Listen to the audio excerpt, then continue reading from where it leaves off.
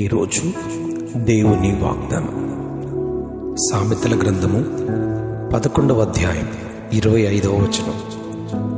నీళ్లు పోయి వారికి నీళ్లు పోయబడను, నీళ్లు పోయి వారికి నీళ్లు పోయబడను.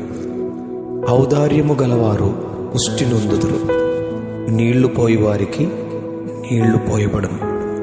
మహాజ్ఞాని అయిన సొలొమోను రచించిన సామెతల గ్రంథములోనిది వచనం.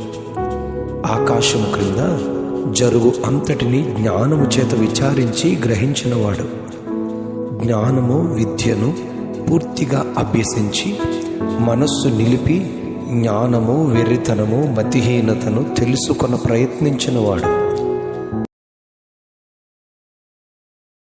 పొందుకొనున్నట్లుగా దేవుని వాక్యమందు చెప్పబడిన రీతిగా నీళ్లు పోయివారిగా, క్షమించువారిగా, ఇచ్చువారిగా, ఔదార్యము గలవారిగా జీవించుటకు ఆయనే తన ఉన్నతమైన కృపను మనకు దయచేయాలని మనం ప్రార్థన చేసుకుందాం. ఆ కృపను పొందుకుందాం. Amen, amen, amen.